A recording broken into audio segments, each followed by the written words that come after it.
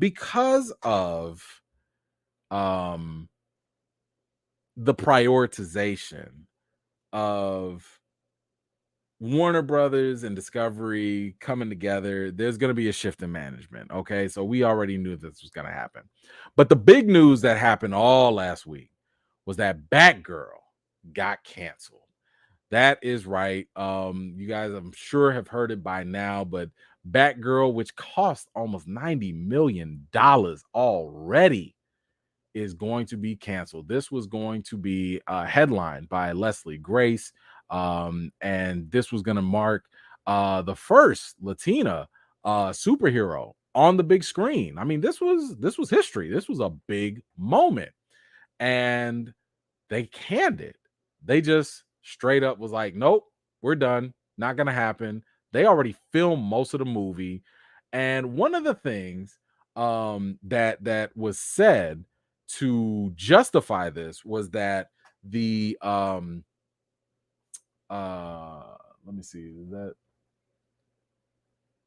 one of the reasons why was that they said that the early screenings for Batgirl was quote unquote irredeemable, that basically the movie tested so poorly with audiences that it just was a mess. It was just not ready. Now the movie wasn't done. There were still like little things, tweaks and stuff that they had to do, but that's no different than any movie that gets screened. Like a lot of screen movies might not have all the VFX done yet. You might have little things that still need to be completed. But they were saying that Batgirl was so bad that they had to get rid of this. Now, a lot of people definitely question this because they was like, yo, how can this thing be so bad that you just gonna eat $90 million? So apparently it looks like it was gonna be a tax write-off, and here's the thing. Let me say this. First of all, we've seen terrible movies. Venom 2, Morpheus, or Morbius. Oh man, that's get that taste out of my mouth. We've seen terrible movies get greenlit and still do some damage, right? But it totally makes sense if the movie is that bad to cancel it. Like they must have walked in and was like, what is that smell? What is this? Oh, is that Batgirl? Yikes. That like it has to be that bad to say we gonna eat that money, to eat that cost. And don't you worry, we gonna get to Ezra Miller because I'm still wondering how's that still going, but we gonna get to that. So clearly, the way for Warner Brothers to cancel a movie, now follow me here.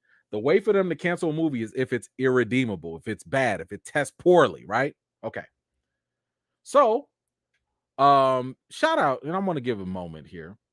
Shout out to Kevin Feige, James Gunn, Edgar Wright, because they all reached out to the Batgirl directors, and just kind of gave them some warm words, some encouragement for the movie getting axed. And like I said, I always like to give recognition where it's due. That's a stand-up thing, I think. These were like emails, and it's not like they were doing it for attention, but the directors actually reposted some of this stuff. But I think that's really dope. That's really dope because think about it. If you're a director, you put your heart, soul, blood, sweat, tears, energy all into a project, and then all of a sudden they like, nah, it's done. Nah, it ain't gonna see the light of day. Nobody's gonna see your work. That hurts. That hurts. You feel like a lot of your time, your life has been wasted. And the directors were very, very excited over this movie. I mean, even on my channel, when I interviewed them because they directed some of the episodes for Ms. Marvel, I asked them, and they were like, I asked them about Batgirl, and they were super, super excited about that. So shout out to Kevin Feige and everybody else for just being a friend, just giving a little encouragement and support, because that question of just axing the movie that's already done was very curious. So because it was so curious, because it was so odd, it absolutely prompted David Zaslav, who is the new boss of Discovery WB, WB Discovery, I should say. And he talked about that there was a 10-year plan in the wake of axing Batgirl. And he also said that the Flash was still on track. Now, there are a lot of articles about this, so I'm going to try and skim a little bit because some of the things are important, some are not. Let's see. One thing that he said, like I think this was like during a company investor call or something, as to why he asked it. Okay. While he didn't specifically address wait. We're not going to launch a movie until it's ready. So he's implying that Batgirl was just not ready. Not good, not ready. Okay. Kind of makes sense. While he didn't specifically address the details of the latest Batgirl, which greatly upset many talent reps in town, Zaslav emphasized his commitment to building a 10-year plan for DC, a la what former Disney boss Bob Iger and Marvel president Kevin Feige built. First of all, I want you to realize my man name dropped. He name dropped Kevin Feige. Remember this. Okay? Because what's interesting about this is we've had this conversation before when Zaslav took over, and there were rumors about them trying to get a Kevin Feige like. And I told y'all that's easier said than done to find someone in Hollywood that can give you what Kevin Feige does. Because in Hollywood, you're either going to have, and DC has this, by the way, you're going to have comic book people, Jeff Johns, Jim Lee, stuff like that. You have comic book people, but they might not be that good in terms of making movies. Or you will have movie people, but they might not be that good giving you comic book stories because maybe they don't know the characters and stuff. Kevin Feige is kind of like a unicorn right now because he knows the comics, he knows the characters, and he knows how to make movies as a producer. So finding that perfect hybrid is very tough. Here's something else to consider. Warner Discovery just hired Alan Horn. If you don't recall, Alan Horn was the guy right under Bob Iger, and he was like on the film division, right? Alan Horn was basically Kevin Feige's mentor. Alan Horn was about to retire. He was like done. He was like, yo, I'm like 70, 80 years old. I'm done with this, right? He left Disney. And WB Discovery was like, hey, come on back over here. Come on, just come on back over here.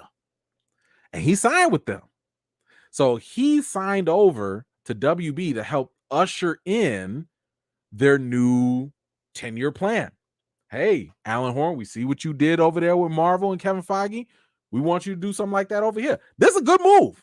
Alan Horn knows how to do movies, and he knows how to scope out talent. It's a good move. If I'm not mistaken, last I heard, Kevin Feige's contract with Marvel, it's going to end soon. And I'm talking about like there's an opportunity to become a free agent. I don't think it's too much of a coincidence that you got your mentor over there. And if you got Bob Chapek over here taking power away from you here and there, man, WB can make a spicy deal. Look at what WB did with James Gunn. They went over there and they was like, yo, James Gunn, we saw how Marvel treated you. Yeah, we saw how Disney was doing you over there. Why don't you come on over here, baby girl? Yeah. Let's holler at you for a second. Go ahead and sign this contract and sign with Death Row. Yeah.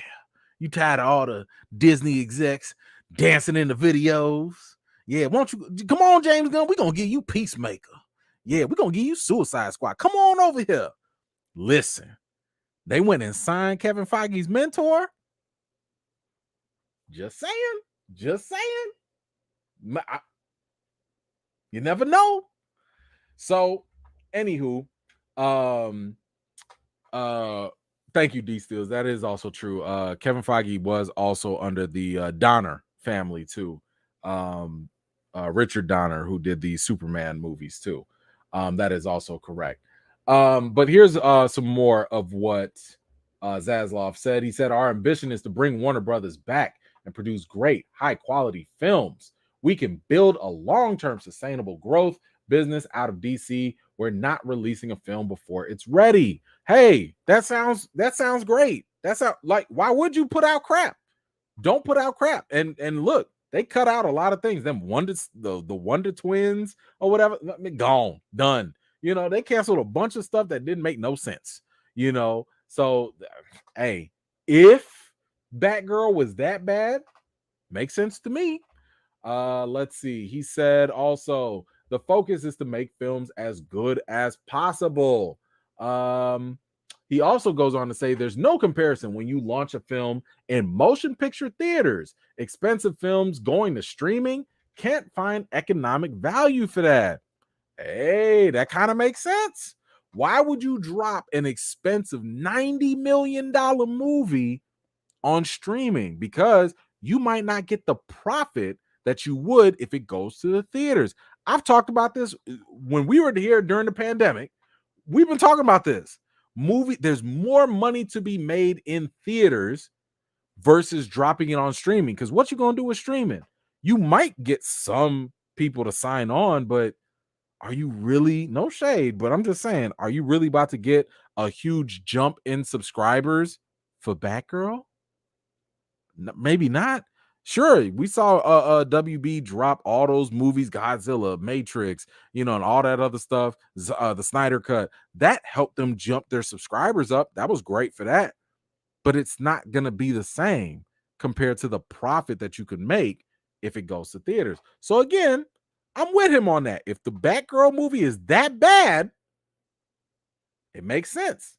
You want that in theaters and not, if it's made for streaming and it's not that good and it's too expensive, I understand that.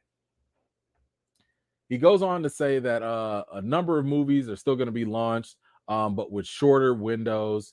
Will always be agile, but the focus is going to be on theatrical. Okay, that's cool too. Let's see. Then he goes on to talk about the Flash. He said, we have seen the Flash, Black Adam, and Shazam 2. We are very excited about them. We've seen them. We think they are terrific, and we think we can make them even better. Oh, okay. So listen, we've heard reports that people that have screened the Flash have said it's really, really good. And he's going in here saying that he's also seen Black Adam and Shazam 2, and it's really, really good. Okay. I guess you want to stick with that, because at first there was a rumor going around that maybe they wanted to split away from the Snyder Cut. Maybe they wanted to split away from all the Snyder connections and just start fresh, do something else. But you say the Flash is cool. You say Black Adam is cool. You say Shazam is cool. Okay. All right. We'll go with what you say. Let's see. Let's see. Deadline also heard recently from those who saw the test marketing screening of Flash that it's indeed amazing, especially as it involves Ben Affleck and Michael Keaton's Batman in a multiverse. Yada, yada, yada, yada. Okay. All right. All right. Listen, sounds like the Flash is going to be fantastic. That's what it sounds like. Because it also sounds like the test screening, the scores being so terrible for Batgirl, making it irredeemable. That's good justification. I mean, don't y'all think that too? Like, if Batgirl is so bad, you shouldn't release it, right? And if something like Shazam or Black Adam tested so well, that should be released, right?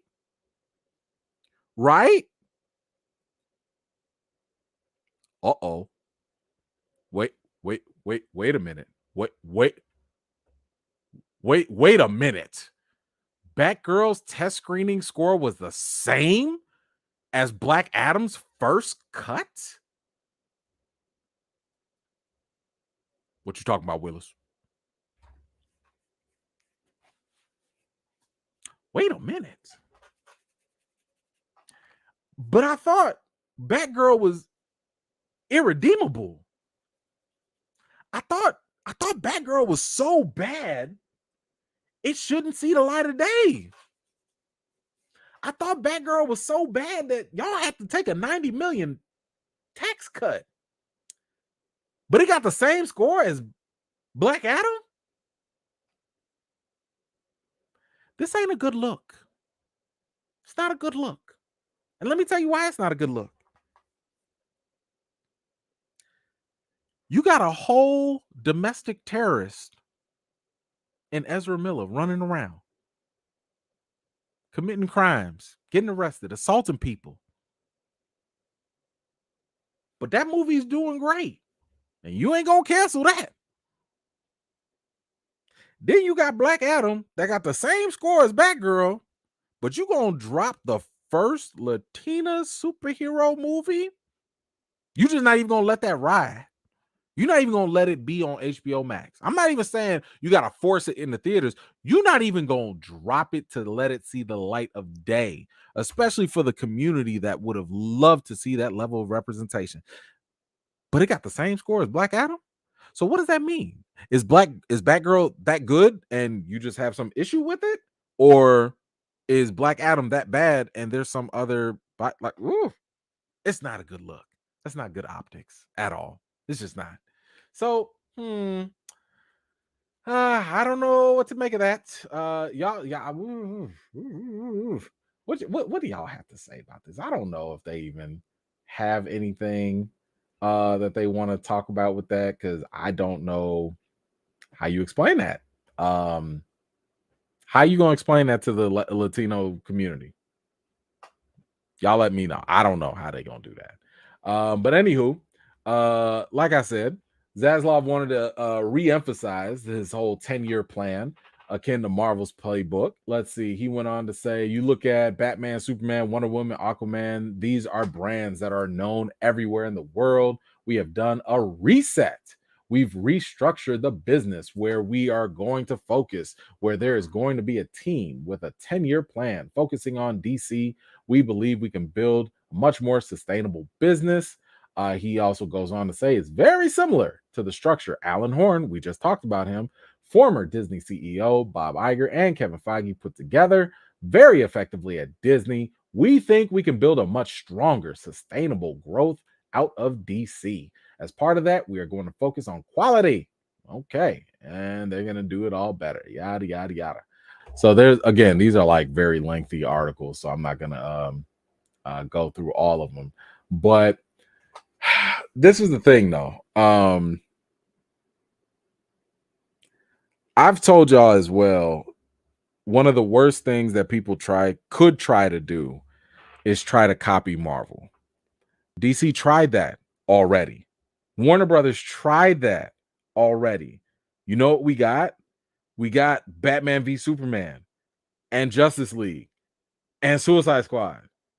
They literally tried to copy Marvel already. The reason why trying to copy, let's back up. You know who else tried to copy Marvel? Sony. What's his name? Tom Rothman, I think his name is. It's like the CEO or the whatever. He's an exec at Sony. I remember him saying when the whole Spider-Man deal fell through before No Way Home happened, I remember him saying, we're good. We got enough notes from Feige. We know what to do from now.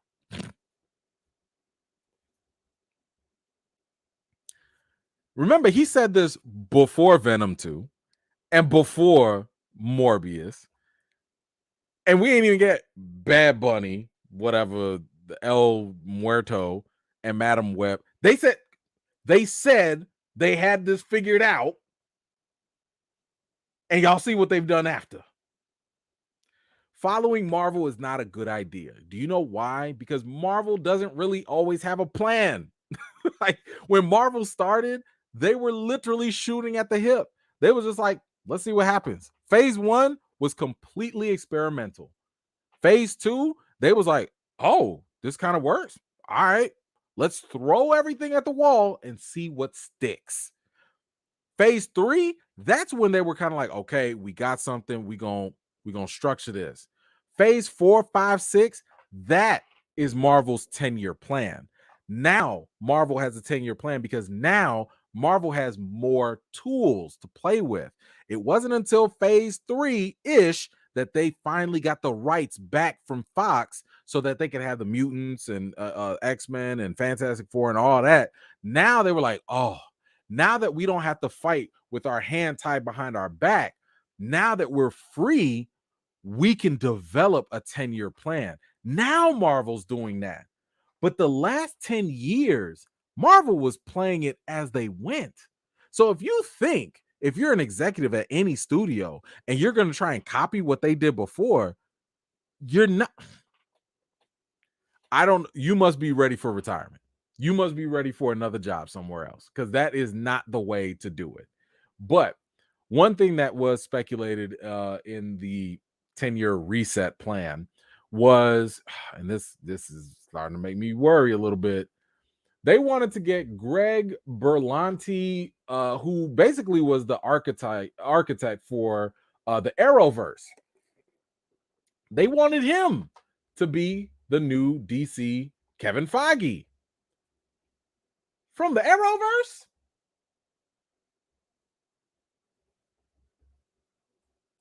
I don't like it. I don't like it. Now, here's the thing. Let me give some props first. Arrowverse was fantastic for TV in like the first 2 seasons, if that. And then Flash came around and that kicked Arrowverse butt. It just took over. Flash was fantastic. But then Arrow got weak. And Flash didn't know when to stop. Legends of Tomorrow, whatever. Did y'all watch that? Every other CW show, well, they are now their own thing. Then y'all had Batwoman. This is who y'all want potentially to lead. I thought y'all wanted to be successful. I thought y'all wanted a 10-year plan. What?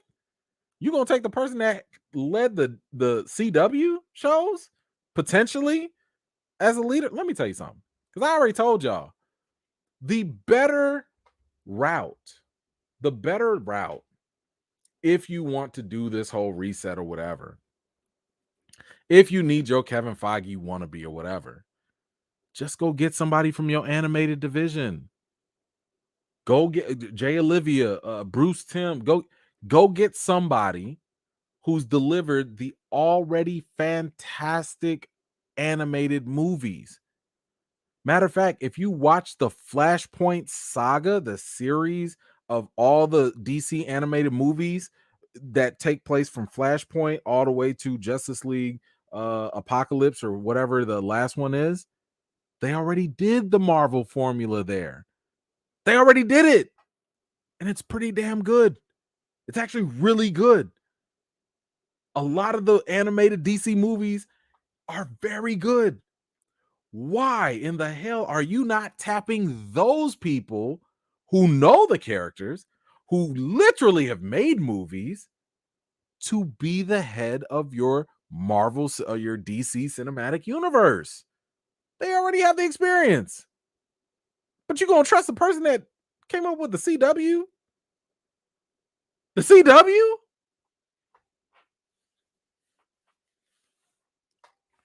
I thought we was about to have an improvement. I really thought Zaslav was about to come in and do something. But up. Hold on now, Scream Monkey. Up. False. Tell me you haven't watched the DC animated movies without telling me you haven't seen the DC movies. That is not okay. I was about to say, don't do it. I was like, don't do it. Did y'all see what Harley Quinn did to Nightwing? Okay, listen, my kids ain't gonna watch that. Okay, listen. Them DC movies, they ain't for kids no more. I'm glad you was just joking, Screaming Monkey. I'm glad. I was gonna say, like, don't do that. Don't do it. All right, what else do we have here? So going on.